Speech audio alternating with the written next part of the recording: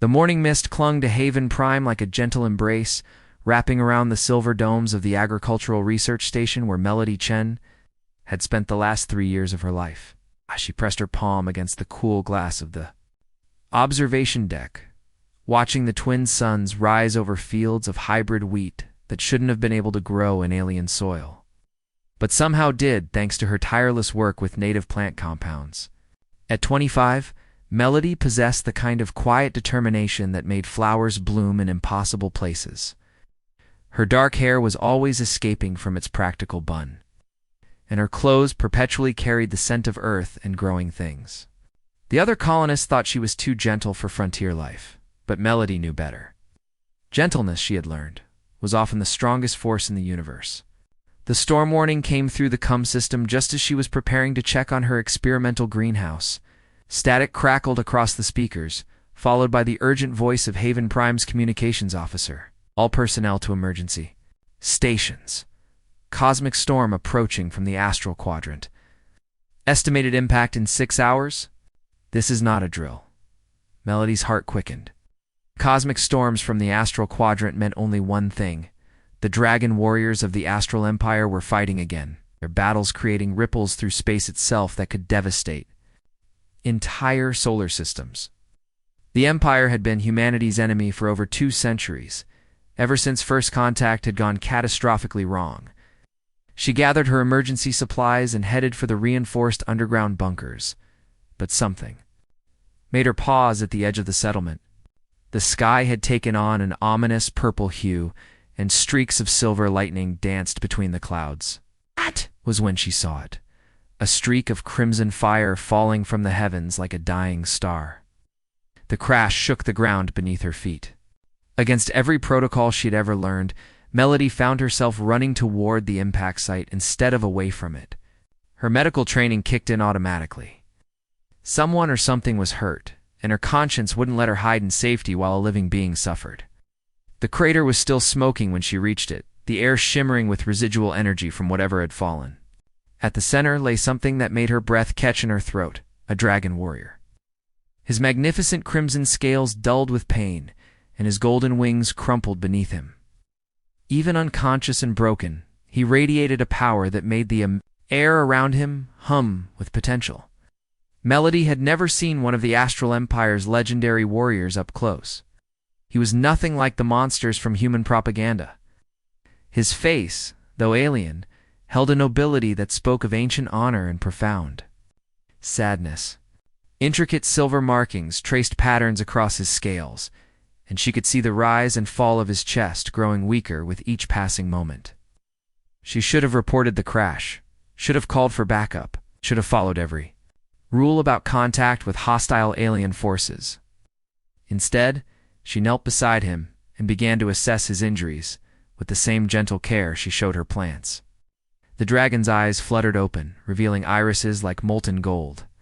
For a moment that seemed to stretch into eternity, they stared at each other across the vast gulf that separated their species. He tried to speak, his voice a deep rumble that seemed to resonate in her bones, but the words came out in the ancient language of his people. "Easy," Melody whispered, the same tone she used to calm frightened animals. "You're hurt. I want to help." Something shifted in those golden eyes. Surprise, perhaps, or recognition of something he had thought lost forever. When he spoke again, it was an accented but perfect human standard. "You should run, little flower. Your people will call you traitor for showing mercy to one such as I."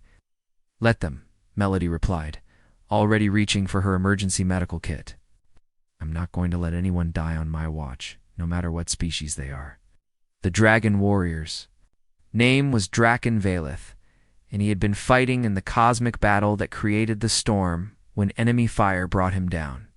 As Melody worked to stabilize his injuries, he told her fragments of his story. He was over 300 years old, a veteran of countless wars, bound by honor codes that demanded he die rather than accept help from an enemy. "Then it's a good thing I don't consider you an enemy," Melody said, applying a healing compound she had synthesized from local plants. The paste glowed faintly as it made contact with his wounds, and she watched in amazement as his scales began to regenerate. "How is this possible?" Dracone asked, wonder creeping into his voice. Human medicine cannot heal Dragoon. Not human medicine, Melody explained, unable to hide her excitement. It's something I've been working on. Synthesis of compounds from Haven Prime's native flora. I think the plants here might have evolved as universal healers because of the cosmic radiation in this system.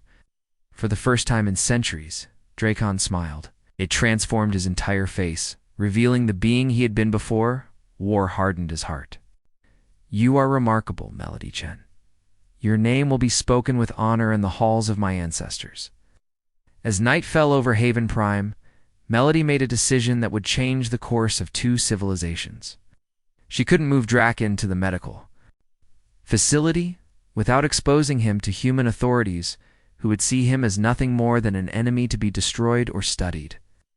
Instead, she activated the emergency lockdown on her research station and sealed them both inside. Why are you doing this? Draken asked, as she prepared a comfortable space for him to rest. Your people will never forgive this kindness.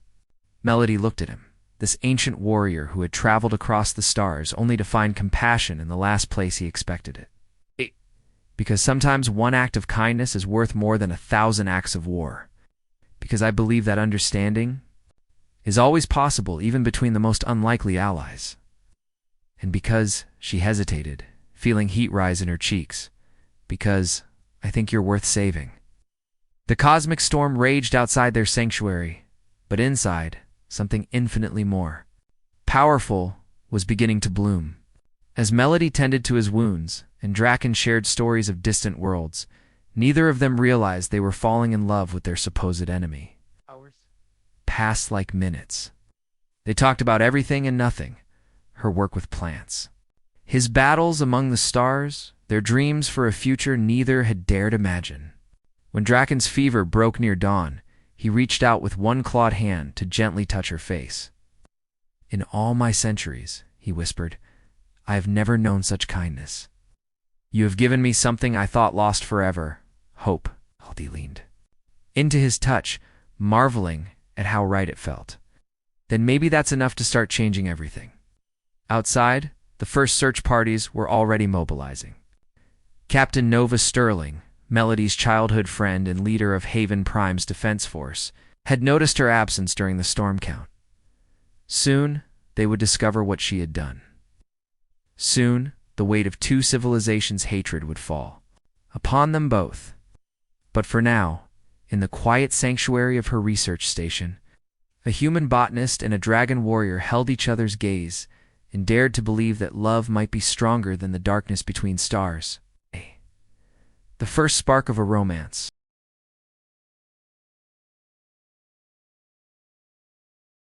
Three days had passed since the cosmic storm, and Melody's world had transformed into something beyond her wildest dreams. The research station had become a sanctuary where impossible love bloomed between heartbeats. Dracon's wounds were healing, remarkably fast thanks to her plant compounds. But more importantly, the walls between their species were crumbling with each shared conversation.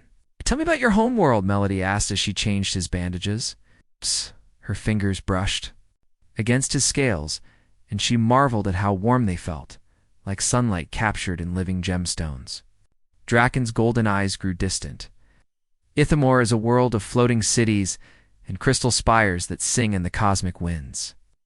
The gardens there bloom with flowers that glow like captured starlight. I have not seen it in 50 years. His voice carried a longing that made her heart ache.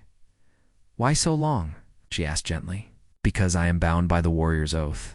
Until the war ends, I cannot return home. Until humanity surrenders or is destroyed, I am a weapon of the Empire.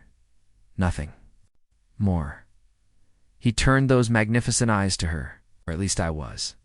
You have shown me that there are things worth more than duty. Melody felt her cheeks warm. Over the past 3 days, their conversations had grown increasingly intimate. She found herself sharing dreams she had never spoken aloud, and he reciprocated with stories of his long life among the stars. There was something magical about the way he listened, as if every word she spoke was precious. Melody, he said softly, reaching out to cup her face with his clawed hand. In my language, we have a word, seltheri. It means the moment when two souls recognize each other across impossible distances. I believe this is what has happened to us. Before she could respond, alarms began blaring throughout the station. Red emergency lights bathed everything in an ominous glow, and the automated voice announced, "Perimeter breach detected. All personnel report to stations immediately." Melody's blood turned to ice. The reinforced windows she could see. The sleek forms of human military vessels surrounding her research station. At the head of the formation was the command ship belonging to Captain Nova Sterling.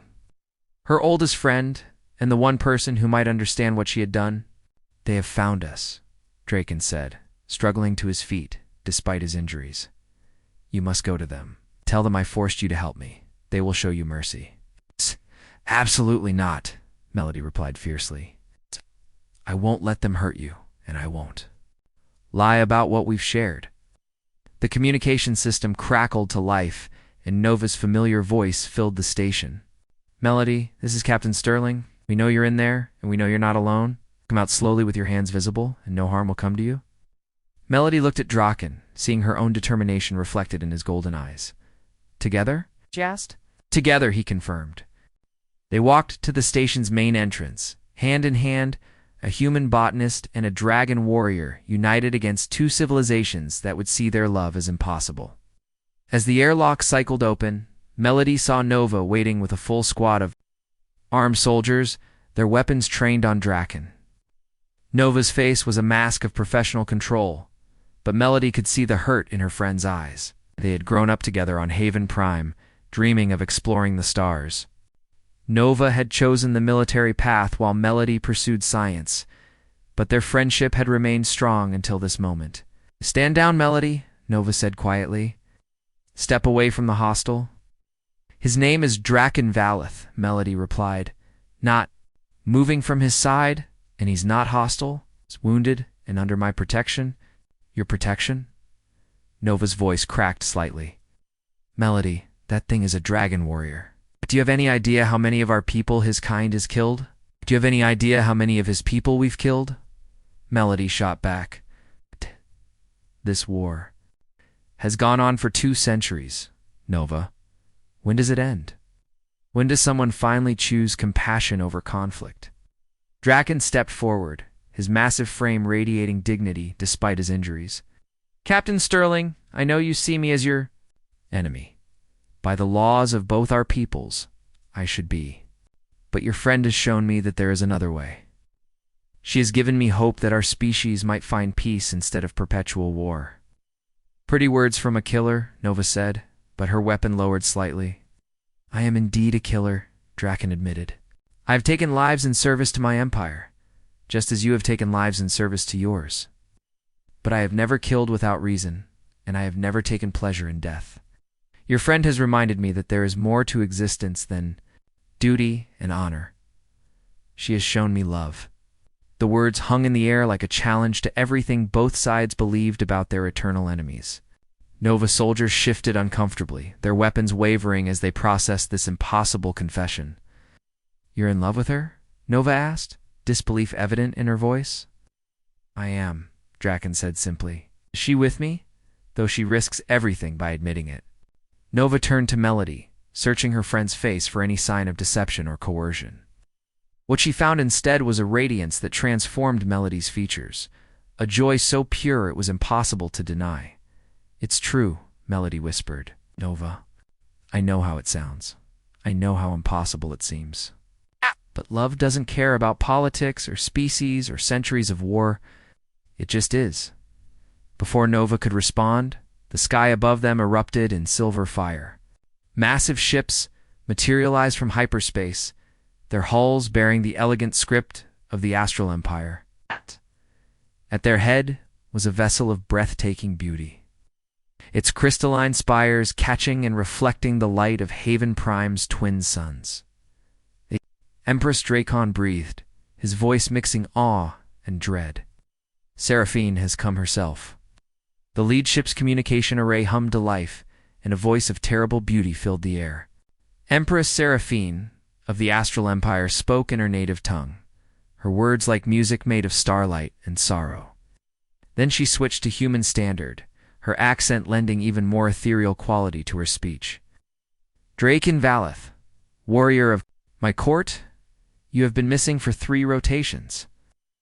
We have come to retrieve you and to punish those who dared to interfere with imperial property. I am not property, Draken called out, his voice carrying across the compound. I am a being with the right to choose my own path. Silence stretched across the void between the fleets. Then Seraphine's laugh rang out like crystal bells in a cosmic wind. You dare speak of choice while consorting with the enemy, you who swore the sacred oaths. You disgrace not only yourself, but every warrior who has fallen in service to the Empire.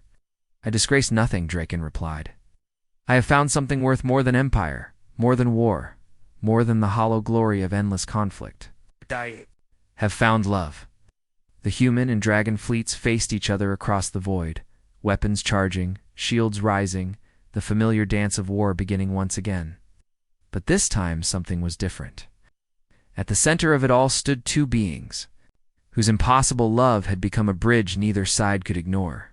Nova looked at her childhood friend, seeing the woman who had always believed in growing things in impossible places, who had always chosen hope over despair. What do you need from us, Melody? Time, Melody, said Novi said. Another way is possible. It's time to prove that love can be stronger than hate. And if you're wrong, Nova asked.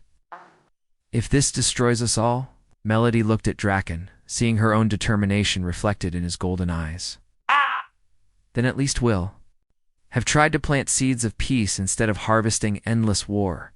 Above them, Empress Seraphine's ship descended like a falling star, beautiful and terrible in its power. The moment of truth was approaching, and the fate of 2 civilizations hung in the balance. But in the space between heartbeats, between the human and dragon fleets, love blazed like a beacon in the darkness, refusing to be extinguished by the weight of centuries. The stage was set for a confrontation that would either destroy everything they held dear or transform the galaxy. Forever, and at the center of it all,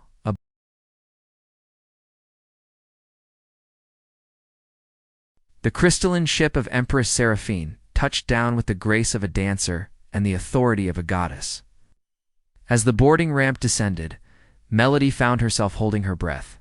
She had heard stories of the Dragon Empress, tales of beauty so terrible it could drive mortals mad in power, so vast it could reshape solar systems with a thought.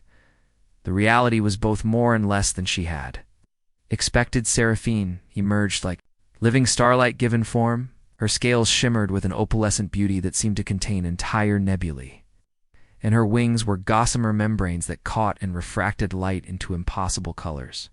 She was ancient beyond human comprehension, yet her face held the timeless beauty of eternal youth. When she spoke, her voice carried the music of cosmic winds. So, she said, her golden eyes fixing on Melody with interest that felt both curious and dangerous. You are the little human who has bewitched my greatest warrior. I am Melody Chen, Melody replied, refusing to be intimidated. And I haven't bewitched anyone. Love isn't magic. Your Majesty, it's choice. Seraphine's laugh was like the sound of distant thunder. How delightfully naive. Do you have any concept of what you have done? Draken Valeth is bound by oaths older than your species, cannot simply choose to abandon his duties for a pretty face and sweet words.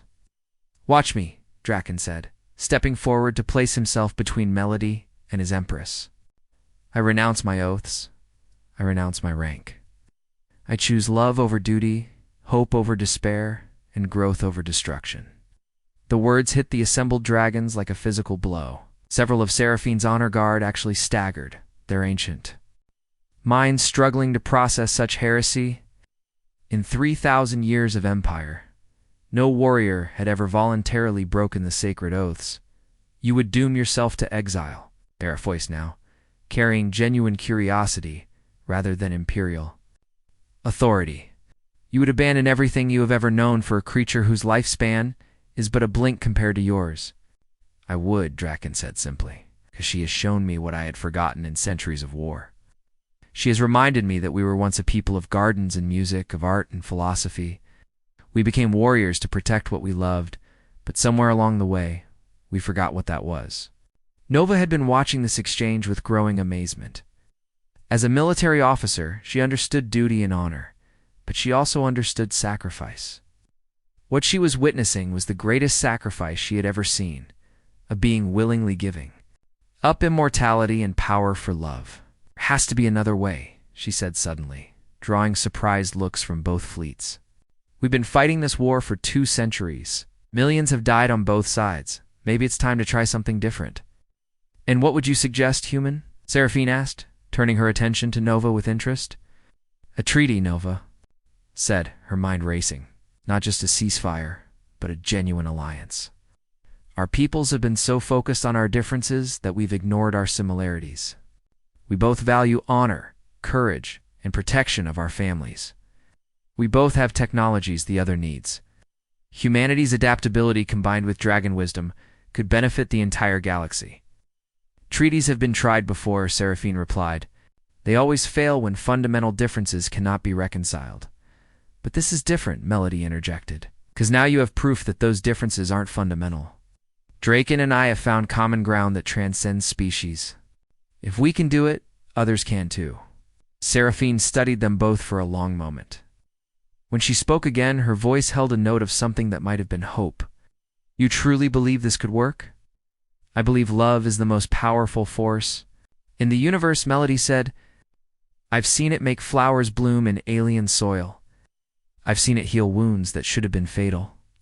I've seen it bridge the gap between enemies who had every reason to hate each other. If given the chance, it could heal the wounds between our peoples, too. The Empress turned to Draken, her ancient eyes searching his face. And you, my old friend? Do you truly believe this human's idealism could overcome millennia of mistrust? I believe she has already begun too, Draken replied. When she found me broken and bleeding, she could have left me to die. She could have called for her military and claimed a great victory. Instead, she chose compassion. That single choice has changed everything. Seraphine was quiet for a long time, her gaze turning skyward to the stars that had witnessed centuries of conflict. When she finally spoke, her voice carried the weight of ages. In my 3,000 years, I have seen empires rise and fall, watched civilizations bloom and wither, commanded fleets that could darken suns. But I have never seen anything like this. She looked directly at Melody. You little flower have accomplished what armies could not. You have given an ancient warrior reason to hope again. Does that mean you'll consider a treaty? Nova asked. It means I will do more than consider it, Seraphine replied. Draken, Valeth, you speak of renouncing your oaths, but what if I offered you new ones?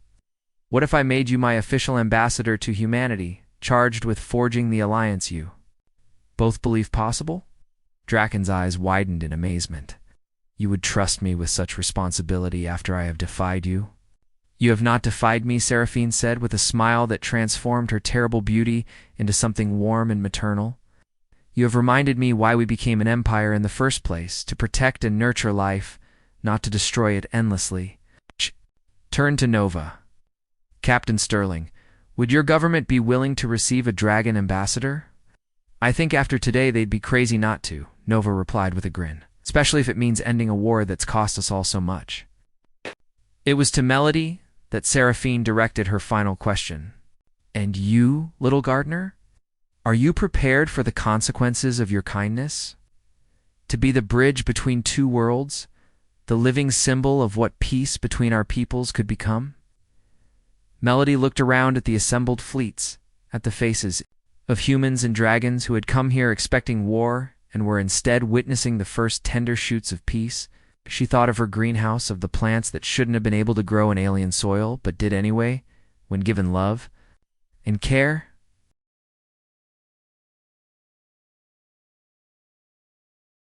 As if summoned by her words, a new presence made itself known. The air itself seemed to shimmer, and ancient voices spoke in harmonies that transcended language. The Elder Cosmic Council, beings older than galaxies, materialized in the space between the fleets.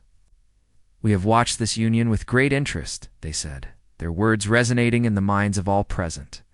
In eons beyond counting, we have seen few things as remarkable as love transcending the barriers of species and time. This bond you have forged will echo through the ages, becoming the foundation upon which a new era is built. Fell upon the gathered ships like stardust, and something fundamental shifted in the cosmic order. Weapons powered down without conscious command, shields lowered as if of their own accord. For the first time in 2 centuries, human and dragon, ships floated in the same space without hostility. 6 months later, Melody stood in the botanical gardens of the first joint human-dragon colony, watching children of both species play, together among flowers that bloomed in impossible combinations of earth and ethermorgenetics. Draken worked. Beside her, his powerful hands surprisingly gentle as he tended to seedlings that represented the hybrid future they were building together. The wedding had been a celebration unlike any the galaxy had ever seen. Serafini herself had performed. The ceremony, binding them not just as husband and wife, but as the living embodiment of the alliance between their peoples. Nova had served as Melody's honor guard, while dragon warriors, who had once been enemies, stood as Draken's witnesses. "Do you ever regret it?" Melody asked, leaning against her husband's warm side as they watched the sunset paint the sky in shades of gold and crimson. "Which part?" Drakan asked, nuzzling her hair. "Falling in love with the most remarkable woman in the galaxy, helping to end a war that had gone on too long, or becoming father to the most beautiful hybrid children the universe has ever seen." Melody placed her hand on her gently rounded belly, where their first child grew within her. The doctor said it should have been impossible, but love, as she had learned, specialized in making impossible things bloom. "I love you," she whispered against his scales. "And I love you, my little flower," he replied. What? "Today, tomorrow, and across all the stars that have yet to be born." Above them, the stars themselves seemed to pulse with approval, cosmic witnesses, to a love that had indeed changed everything. The war was over, replaced by an alliance that would reshape the galaxy. Peace bloomed where once only conflict had grown. And at the heart of it all was a simple truth that Melody had always known. Sometimes one act of kindness really could save the universe. The story would be told for generations to come, passed down through human and dragon children alike. The tale of how a botanist and a warrior proved that love was indeed the most powerful force in existence, capable of bridging any gap and healing any wound. And in the gardens of New Haven, where earth flowers grew beside a thermor star blossoms under alien suns, their love continued to bloom eternal, a living testament to the power of choosing hope over fear.